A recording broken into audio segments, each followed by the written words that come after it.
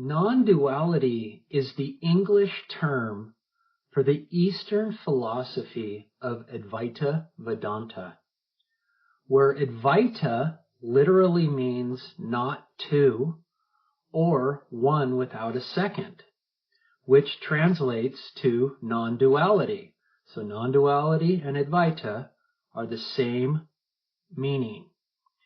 Vedanta is actually, in English language, would be a way of being. A way of being is not a state of mind. State of mind comes and goes. It fluctuates. It vanishes and it comes in and out of existence. And that is known as samsara and suffering, where a way of being is permanence.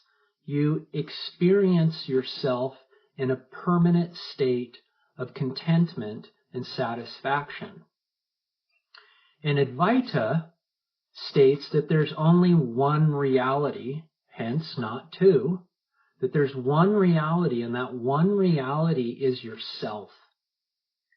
And yourself is the single resonance of peace, happiness, and love, which is the underlying message of this whole understanding to know yourself through the teachings of Advaita Vedanta.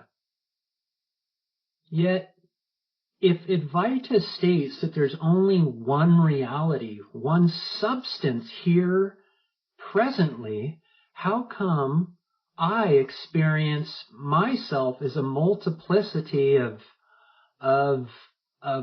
objects, of an object manipulating other objects in this world to survive? It seems like there's a world of multiplicity. So what is going on here? What drives this fact that there's only one, according to Advaita, yet there appears to be more than one? And that is in the rising of the I thought, which it's called. This I thought arises out of self. And it is the root of all other thoughts.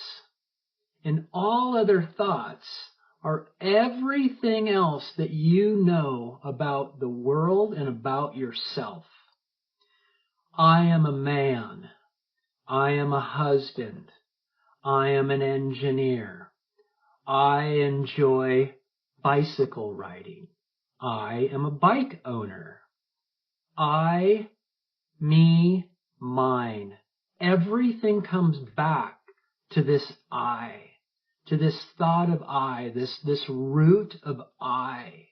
And so if you can eliminate the root of I, then you eliminate all the apparent multiplicity in the world, and you become aligned with the one reality.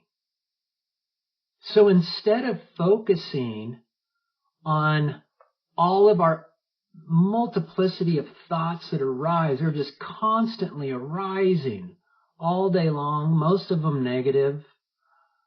We here focus on the I. Who is this I? We're always asking ourselves this. Who is this I that's frustrated? Who is this I that seeks? Who is this I that's experiencing, you name it, you fill in the blank. It is a laundry list of what this I claims to be. And so instead of focusing on this laundry list of thought, we just come back and we ask ourselves the question, who is this I? And when we ask ourselves this question, it brings us back to this I. And because this I will obey itself, it will then go and find the source of itself, which is yourself. And this is where true wisdom happens. Understanding how the I works and all of its multiplicity of thought, you could say is genuine, true knowledge. But once you get to the I and you turn within, that is true wisdom. You're transforming knowledge into wisdom. And here's where most of us, when we hear this, that we have to turn within, we start to clamp up, because the ego says, well, hold on here. What is on the other side of this I thought? There's this self. I don't know self. I am unaware of self. And anything that I don't know, says the ego, I become afraid. In some form or fashion, we seem to tense up because we don't understand self. And yet, here is the most perplexing piece of it all. You are aware at this very moment. That is self. It's the most natural state, natural experience you've had your entire life. And this awareness has been with you your entire life. Yourself has been with you this entire life. And actually, this piece of knowledge, this piece of wisdom, is probably the most profound piece of wisdom you will encounter in your lifetime, because you can't not be aware if you tried. Think about it. When have you not been aware? Name one time where you have not been aware. You're aware now in the waking state, you're aware in the dream state, and you're aware in the sleeping state. For what hears an alarm clock when it goes off at night? Awareness. And if you want to take it even a couple steps further, those who have had near-death experience, that have crossed over to the other side, have been to these beautiful realms that they all describe, they all have the same underlying thread to them. They're all aware of their experience. Let's take it to another level. Anybody that's done big doses of hallucinogens like psilocybin or LSD, they say they get exploded off into the stratosphere, that they become the universe, that they are pure light, that they have seen God, they've become God, they've become nothing, they're nothingness. Well, again, what is this underlying thread to all of this? They were always aware of it. Let it come and sink in. Let that sink in deep, that your awareness is the one reality that Advaita points to. You yourself are this one reality. So get comfortable with this. This is what allows you to turn within and actually seat yourself in your own being, in your own awareness. And this is where true happiness abides. This is everything you're seeking your whole life.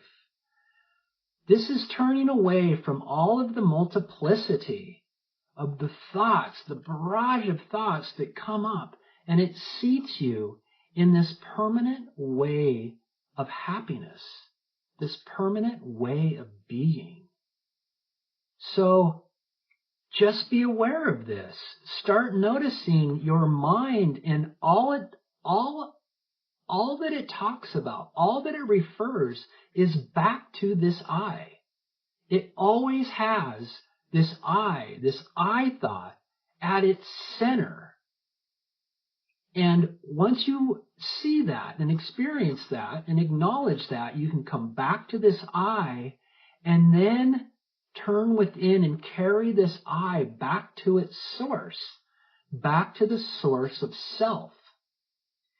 And there isn't an I that resides in self. What happens is this I resides in self and then it disappears. You realize there was never an I to begin with.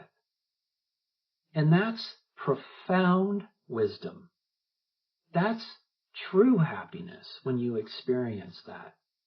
Happiness is simply yourself experiencing itself directly. That's it.